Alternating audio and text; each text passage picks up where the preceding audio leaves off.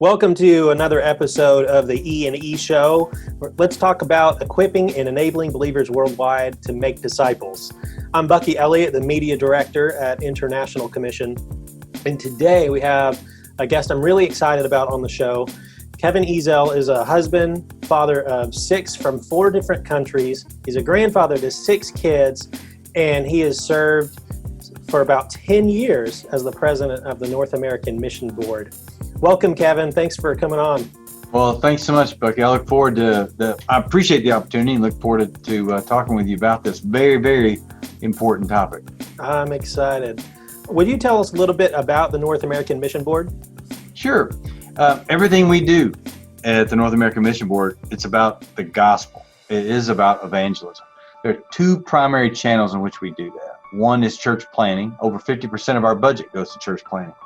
And the other way is sin relief, which is more of our compassion side, which is very evangelistic. In this day and age, you connect with people, you show them how much you care, and then that can obviously start those conversations. But so Sin Network is our church planning side, and Sin Relief is our compassion side. But it is all fueled by a focus on evangelism. That's awesome. So there's a couple things that really excite me about North American Mission Board, and one is, others in the SBC world are going to know this, the swag at conventions is unmatched. That's right. That's our goal. That's our goal. That's a Bluetooth speaker. Yeah. Some coasters, just a couple examples. There's always a bag if you go to some of the breakout sessions. Just don't show them the NAMB boxers. Don't do that. Okay. Now I know there are some socks that have been sent out to pastors. That's kind of all the buzz on Baptist Twitter. So yeah, well, you know what, we're so excited about helping people take the next missional step. And what we want them, when they see something like that swag is all very intentional. It's part of our strategy. They see it, hey, taking my next missional step.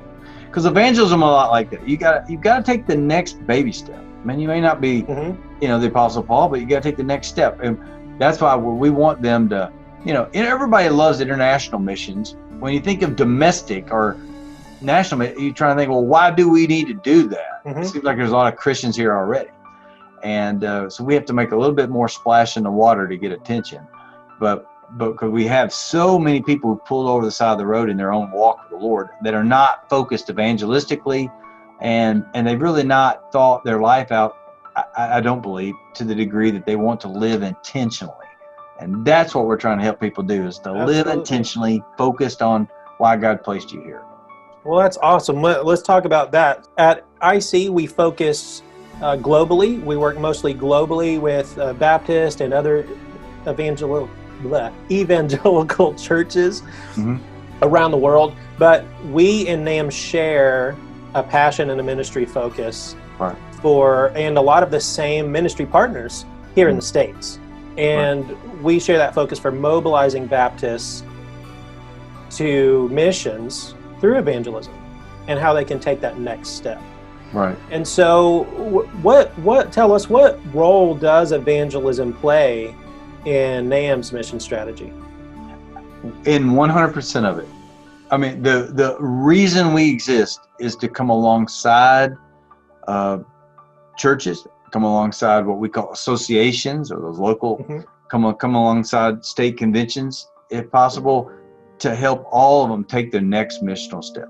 There are millions and millions of Southern Baptists, but we want everybody to take their next step. And that's different for just about everybody. And so everything about NAMB is about taking the next missional step. And we think, if we can mobilize millions of Southern Baptists to share their faith, if we can multiply, there are over 47,000 Southern Baptist churches alone, not counting the evangelical churches. And if we could get the church to population ratio to where it really should be, we've lost ground, and the population has soared, but the amount of churches has not. And that's why we're where we are. And what's really scary is, especially in the Southern Baptist world, and any denomination, if we lose North America, we lose it all, because all 100% of the funding of our international missions in our convention is from the North America churches. And so we have to be strong in North America in order to ultimately keep the whole enterprise, if you will, or the whole ecosystem of missions in the Southern Baptist world alive and well. How are we losing ground in the U.S., do you think, and throughout North America? No, absolutely. That's a great question. I mean, you can look even in Georgia, where the population of Georgia increased, but the amount of churches has not at the same rate. Look it up. A place like Alabama, you're talking about sweet spots for evangelicals, if you will. But the population have increased, but the churches have not, or the amount of people engaged in those churches have not. Because some of the existing churches have not, adjusted to really reach those younger families. And so, again, we have got to make sure we don't fall asleep at the wheel of shoring up our base, we would call it. Interesting. Again, I'm in the Southern Baptist world, so that's what I know. 85% of Southern Baptists live in the ACC or the SEC. It's the other conferences that I always say, the other conferences that are we've really got to reach. But if we don't secure that 85% and make sure that we're not losing South Carolina and North Carolina and Alabama and Georgia, then we're not going to have a chance to go to the Northeast, the Midwest, West, and Canada. And that's where we see a higher degree of lostness. Oh, absolutely. I would suppose. Is that right? Oh, yeah. You take a state like Mississippi, and when you go to church planting, again, that's one of our major focuses. In Mississippi, there's one Southern Baptist church for every 1,400 people in Mississippi. Missiologists say you need a church for every 2,000 people if you're going to reach a community. Evangelical church. You go to New York, it's one for every 57,000. You go to Canada and you get one for every 70,000. I mean, you can drive for 3 hours and not drive by another evangelical church in Canada. And so, I mean, those ratios, that's what we use, the church to population ratios, to give us an idea. And we've just not been very good generals, if you will. What I mean, putting our troops where they're needed the most. And that's why you call it send network. The whole idea is, if we're going to reach North America, we've got to send people out. The church at Antioch sent their best. They sent Paul, Barnabas, a couple other guys. They send their best out. And so often we're inwardly focused by nature. We want to we got to take care of ourselves. Well, church at Antioch was a lot different than church in Jerusalem, because they sent out instead of focused on staying in. That's right. They answer that call to go. Yeah. And so we have our Jerusalem, and then we have the rest of the world, right? Yeah. And so they sent their best. Yeah. So often we send the ones we don't want. You send the staff members. Evangelists and missionaries can be a little weird, and maybe that's why churches enjoy sending them off somewhere else. I'm totally kidding. Of course, we want them to send more and more, of course, and that's what we're talking about. So, some would ask, though, if missions has a focus of reaching the unreached.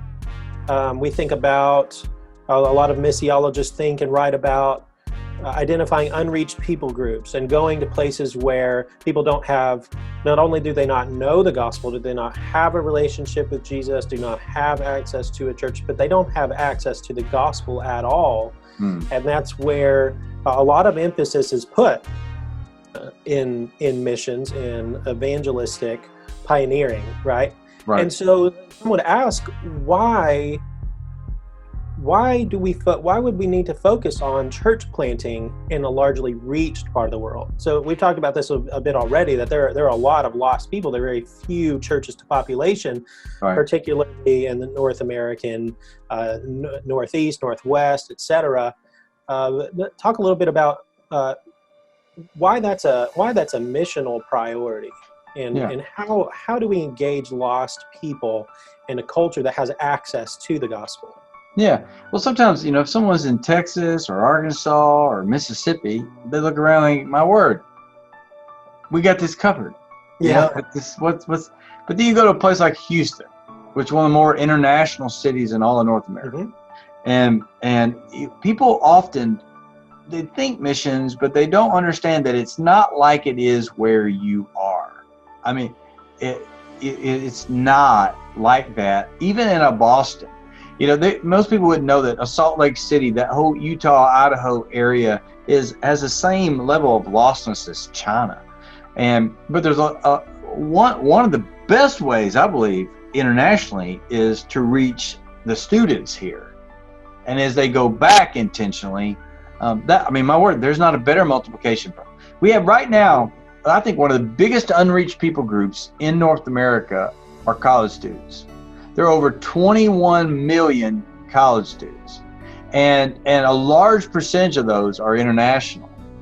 And we're making a very focused effort to go after collegians for that reason, because they're not only going to go to other countries, but they're going to go to Boston and LA and be an architect and be an engineer. But when you go, be a part of a church plant. And we have a go-to program where we encourage you to graduate and then spend the next 2 years in your job, wherever that is. But be a part, you want to be a nurse, go to Denver. They need them badly there, and be a part of a church plant in Denver and LA and San Francisco. And the beautiful part about that is you get on a plane, you can be home and see your mommy and daddy in 2 or 3 hours, And I'm just saying that for some of the spoiled ones. That's a quick trip for a furlough. Yeah, exactly. And so it's just and plus, we have right now, we have some of our best church planners are bivocational. I've got not everybody's going to be a planner. They can go and be a part of a plan. That's what Go-To is all about. But maybe you do want to be a planner. You can be both. And one of our best planners is he's a surgeon. And I mean, it's a girl. One of our best planners in New York is a school teacher, makes $80,000 to $90,000 as a school teacher, and is a church planner. We can't pay our church planners like that. That's right. And so, what people forget is over 50% are bivocational or co-vocational. We mean co-vocational. They're intentionally doing another vocation so they can be missional in this way, and they're looking at doing that long term. It's not I'm going to do this until I can become full time, and we're never going to reach North America if we have to do it with full time people. It's just not going to happen. Yeah, and those folks have the opportunity to live missionally and have a missional evangelistic focus in the marketplace where they are. And that's something that's really important, I think, for those of us who aren't called to church planning specifically. Yeah, all of us are called to evangelism. Yeah, and mission where we are. So how can people, your regular church member, discover and engage lostness right where they are around them? Well, it's your regular church. Everybody, they're all around you. God brings so many opportunities to us. We're just not looking for them, And people are far more interested in talking about the gospel than we are interested in sharing. My daughter, we have 6 kids. Our youngest daughter's from Ethiopia. She just turned 16. She just got her license on Friday. And I'm telling you, if you come anywhere in the state of Georgia, just beware. I bought her a helmet to go with. That's not a bad idea. No, she's horrible. But so much so I paid a guy. We paid a driving tutor, and it was interesting. The last session, she went home with her mom, and I was sitting there talking to him. I was actually trying to make sure I sent him the right amount of money over the particular app. And he says, "Your family very nice." And I said, "Well, that's kind of you to say." I said, "There's a reason we're nice." And I said, "I can tell you're pretty nice." I said, "Are you a believer in Jesus?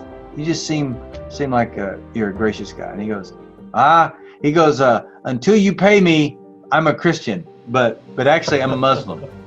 And he had a good sense of humor. And I said, "Well, tell me how much Muslim you are." And we began to talk. We talked for 30 minutes. And he says, "You have a minute?" And he set down the cones that he'd picked up from the drivers. And we talked for 30 minutes. And I know his whole family lives. I know all about his family. And he works in computers in Johns Creek. He does this on the side. And he was so excited, and even text me, thank me for talking to him about the gospel and all. I mean, he didn't convert at that moment.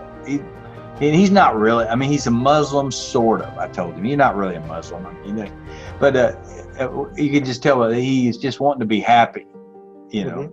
And so all that to say, that's just a simple driver's test of pain. I mean, you just have opportunity. People are so open for discussion and to talk about the gospel. I've just not seen the resistance there that people often. Yeah, that's what we think, and I think maybe there's a bit of spiritual warfare in there. That we think we have this fear. There's this lie we hear that people don't want to hear this. No. But we live in such a reached place that if people were interested, they'd go and they'd already be at church, right? Yeah, that isn't the case. Yeah, and people are much more open to listen than we think they are, especially if we pray about it. If we pray for those opportunities, and God brings them up. I mean, this is already God's will. You're looking for it. So you better be ready, and you're going to get those opportunities, and you should take them and trust God with the result, right? Yeah, I was in Pittsburgh the other day and had a gap between appointments, and so I went to a coffee shop. You sit there, and I'm telling you, Pittsburgh. People think of smokestacks and rough steel workers. That's not Pittsburgh. But I was sitting there. I mean, they may have a few of those, but that's not Pittsburgh. I was sitting there, and hey, where are you from? And I mean, they asked me. It wasn't like I was just aggressively looking, you know. The other day I was on a plane, and a guy says, so what is it you do? And that's always a unique way for me to, respond. And I actually was, so I'm flying back from sharing with people about what it takes for a person to go to heaven. And the person responded, well, hey, what do you think it takes for a person to go to heaven? They asked me. I got on a plane. I was tired. I was ready to get my peanuts and keep to myself. but again, we were appropriately distanced. But they asked. It's just amazing how open people. I'm not saying everybody's that way, but I was in. You have to gauge that. You don't want to overstep and You be that person. Yeah, but I've not found that you have to be that way. This morning at 6:30, I was in Home Depot.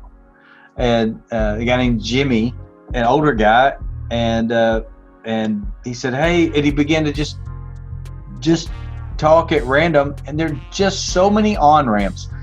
I'm just convinced that people look for more excuses than they look for opportunities. The excuses not to share than they do opportunities to share. And so, I'm not trying to put guilt on everyone. I'm just saying, open your eyes and look. There are opportunities every day, everywhere you go. I get uncomfortable when people, want to take a waitress's 15 minutes when she's on the job and have 3 other tables. I get uncomfortable in those things. I think that's not you're not being helpful to them. But finding and picking the right opportunities in the right context and having a sensitivity to it. But every day there's opportunities. Absolutely, and I think finding some of those on ramps is a skill that you can develop. If you have some tools in your back pocket that you can just think of. Obviously, you don't. I'm not a big fan of memorizing some script and you just use the same little thing with everybody. If something that you're reciting, but having these tools in your pocket, things that some ways to turn a conversation to the gospel. I think those are really useful things. Yeah, I think, and Bucky, I think they just need to be intentional. Look for opportunities, but then also at the same time, I look at opportunities. I didn't have Saeed on my list of who's my one I was praying for, or who's my 10. I think if every believer had at least 5 to 10 people they were praying for intentionally, just saying, man, God, give a natural opportunity for me to share for this person. If they would just be very intentional, there's no way that time's going to pass and that's not going to happen. And so, that is the key. We've got to live life more intentionally, proactively, and not just be like a pinball that just bounces around from circumstance to circumstance to circumstance. Yeah, there's a reason that we were saved. Obviously, we could go into a big, deep theological conversation about all those different reasons, but we were bought with a price. And we have a purpose. We have a charge from the Lord, and so yes, we have believers who are in the marketplace. Right. Some are bivocational and they're in ministry. Some are living their life, but it's easy to fall into the trap of just prioritizing. Oh, well, I've got bills to pay, and to pay take care of my family. I pay for my house, all these things. I pay for school, but maybe I'll share the gospel if someone just asks me outright. Yeah. Or I would say that's just not my gift. that's not my gifting. That's not my. It might, and evangelism is a gift, I believe, and some people are particularly gifted at it. But that doesn't mean you don't have the call to it. Yeah. And spiritual, giving isn't maybe everybody's spiritual gift, but you're still expected to. Exactly. Yeah. Exactly. There's things that are just a part of the Christian life as Jesus described them and gave us a charge for, but it's also a huge privilege and a huge joy, an amazing joy to share the gospel with people. Sometimes you see that light come on, sometimes you don't, but it's always a joy to share Jesus with someone. Oh, absolutely. I've never been disappointed that I've done it. It has been very awkward. I've gotten some pretty bad reactions sometimes from people who were not open, but that's very rare, just like you said, and I'm always glad. Right. It's always a joy to do that, because you're giving out hope. You are given a reason for the hope that's in you, and that's always a positive thing. It's always worthwhile. Right. Absolutely. Hey, you mentioned a little while ago about the strategic purpose of and the strategic value of reaching college students. We were talking about internationals, but I know that North American Mission Board has recently brought on Shane Pruitt, and then even just this month has brought on Paul Wooster to help churches reach college students and teens. And so I want to ask you to talk a little bit more about that, and why is Gen Z such a strategic priority in mission? Well, if we're going to reach North America, they have to be very close to the center of the target of what you're doing. And we have, in Send Network side of what we do, in the church planting side, we have collegiate church planting, and that's going extremely well. It's one of the fastest growing things we have in Send Network. But in addition to that, we have campus ministers all over North America. And we didn't feel like that there is any way, that we want to be a resource for those guys. We have millions of unreached, but we also have hundreds of thousands of reached kids on these campuses that we want to equip and help them be evangelistic and to encourage, and want to encourage those campus ministers. And so we just believe in our tribe, our denominational family, there needs to be someone who helps put out resources out there for them to do that. And we are going to be laser-like focused at trying to reach collegians, because we believe it's strategic. They go to these countries, you're not having to pay for missionaries to go. They're going there for jobs. They're going all over North America, and we've got to send them, in a very strategic way. And we need to support the thousands of campus ministers out there that are very strategically placed all over North America. We need more, and we're going to do everything we can to provide for them. Basically treat it like, my grandfather was a farmer. We treat it like a salt lick. We put all the resources out there, and whoever wants to come up and use it, they can. But we don't control anything. We just put resources out there to help them and really draw attention to the need and stir a passion within the hearts of people. What are some of the resources that, ordinary churchgoers and also pastors, ministry leaders can access and use to help foster a culture of evangelism, help them reach Gen Z and internationals and just everyone around them? Yeah, well, that's a great question. Obviously, I'm partial. You go to NAMB.net, NAMB.net, and click on evangelism, and you'll see an endless amount. You don't have time for me to go into all the detailed ones, but we have a Hoosier one, just making sure everybody has at least one, hopefully 5 or 10, but at least one to share with. And there also, there's links there to, if you're sharing with someone who's Muslim or someone who's Church of Christ or whatever background they may have. People are very religious talking, but so often they don't have a relationship. Right. And it shows you what they believe and then what we believe and how they intersect. And it helps you, be able to connect with neighbors. And there's, endless amounts of resources there. We're also part of what Paul and Shane are working on is coming up with a whole, a web page for child. How do you and when do you share with children?